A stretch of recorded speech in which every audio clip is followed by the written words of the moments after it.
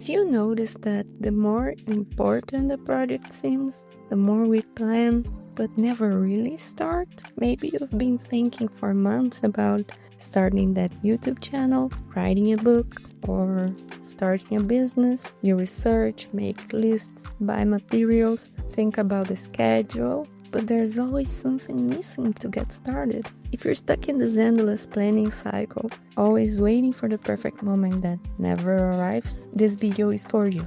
Today I'm going to show you how does perfectionism sabotage us, why does our brain prefer to stay in planning mode, and 3 simple exercises that can help you take the first step. Hi everyone, welcome to the channel. I'm Meika, and I know the cycle well because I deal with it daily. In fact, this video you're watching now almost didn't exist. I've been planning to create content for years, an online store, a blog, and yes, this YouTube channel. I had to force myself to stop perfecting this script to finally record it.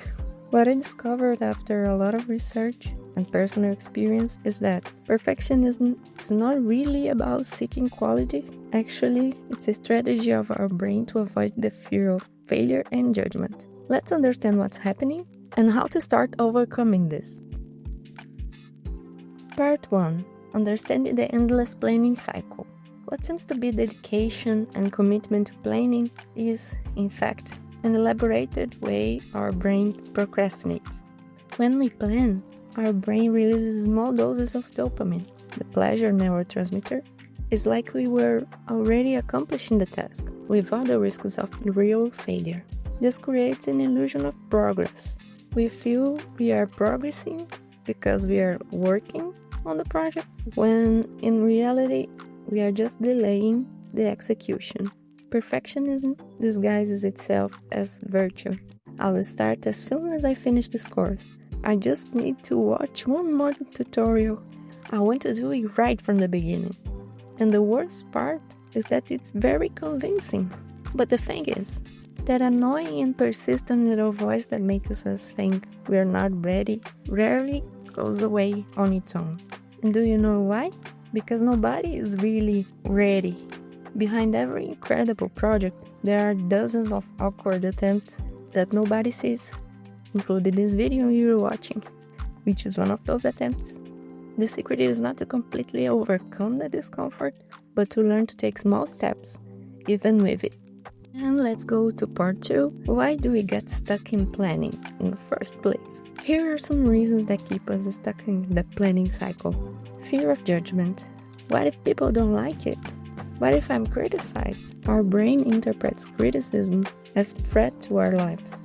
Fear of discovering we're not as good as we think. While we are only planning, we keep that illusion that we would be amazing at execution. Planning dopamine. Planning is safe and gives immediate satisfaction, but at the same time, a false sense of progress. Tell me in the comments, do you relate with any of these fears, or do you have another one that paralyzes you? Sharing this can help you see it more clearly. I know that talking about our fears is not easy.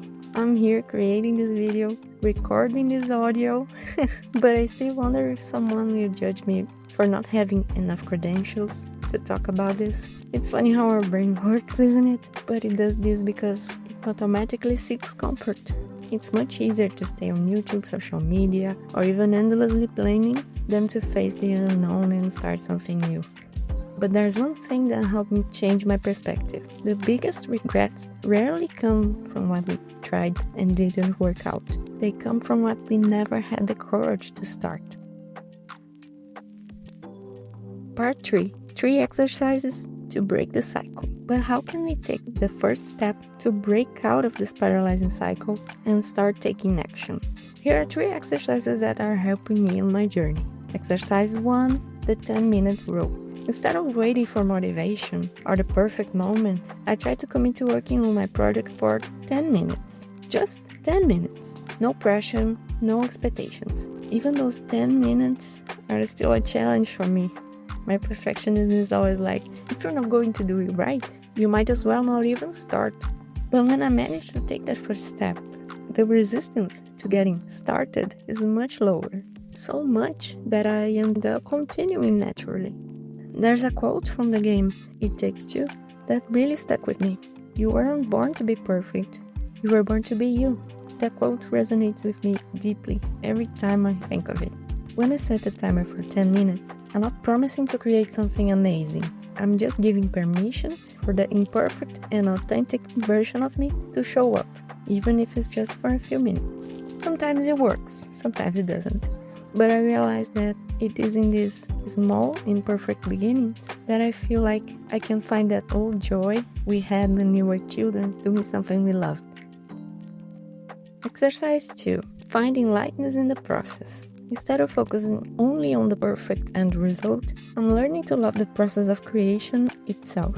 When I first started working with illustration, I was frustrated because the exercises I did to practice were never perfect. But I had moments of clarity, like one day when, tired of demanding perfection from myself, I decided to draw anyway without caring about the result, while listening to a podcast. And actually, the result surprised me.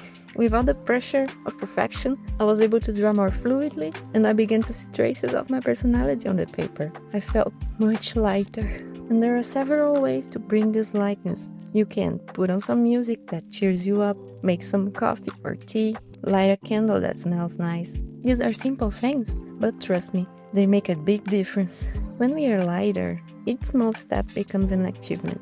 Every line, brush stroke, and word is no longer a test of our worth as human beings. That's when it becomes fun to create, without the pressure of striving for perfection. I still fail at this often, but each time I manage to separate my worth from the end result, I find a little more of the genuine joy of creating. If this content is helping you, and you also struggle with perfectionism, leave a like and subscribe to the channel. This gives me that little push to keep sharing, even when my head is screaming that it's not good enough. Exercise 3. The flashlight method. Think of your project as walking at night with a flashlight. The darkness ahead can seem daunting and endless, but the truth is, you don't need to see the whole path all at once. All you need is for the flashlight to light up the next steps. That's it, a small, concrete action that is easily within your reach right now. Don't think I will create a successful YouTube channel with thousands of subscribers.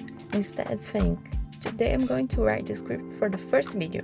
Or even, today I'm going to choose the title of my first video. While I was preparing this video, my perfectionist brain tried to convince me that I needed to see the whole path, all 50 future videos, before taking the first step. And that's how my brain thinks. I had to constantly remind myself, my flashlight just needs to light up the next step. Just one video, just a little bit of the path. In fact, my natural tendency is still wanting to wait until the sun rises so I can see the whole path all at once, to be absolutely sure of every curve and obstacle on my way. I'm learning, one day at a time, that happiness lies in finding the path as we move forward with our little light. Speaking of these 3 exercises, the 10-minute rule, finding lightness in the process, and the flashlight method, something interesting I've noticed is that how they complement each other. 10 minutes help us overcome the initial inertia, the lightness of the process makes the journey more enjoyable, and the flashlight reminds us that we only need to see the next step. The great thing about these methods is that they don't require us to completely silence that perfectionist voice. Even now, as I'm recording this video, that voice is still insisting that I should improve more, rewrite parts, add more research. That voice will probably never go away completely. And that's okay. I'm starting to realize that this voice is like a traveling companion. The point is not to eliminate it, but learn to take small steps even with it. This perfect video you're watching is my small attempt today. What will be yours? And that makes me think about a challenge I'm proposing to myself and that I want to share with you. 1. Choose a project that has been postponed for a while. And 2. Apply the 10-minute rule today. What do you think about joining me in this challenge? Share in the comments what project you are going to start or what your experience was like with the first 10 minutes. This will help you commit and maybe inspire others too. Do you know what I discovered while struggling with my own perfectionism. Behind this fear of starting, there is something even deeper. The fear of showing vulnerability, the fear of showing the world who we are with all our imperfections. In the next video, I'll share what I learned with Brené Brown about how embracing our vulnerability can actually be our greatest strength. Remember, nobody needs to be perfect to start something new, but we all need to start to become better. Let's go together in this journey. See you in the next video.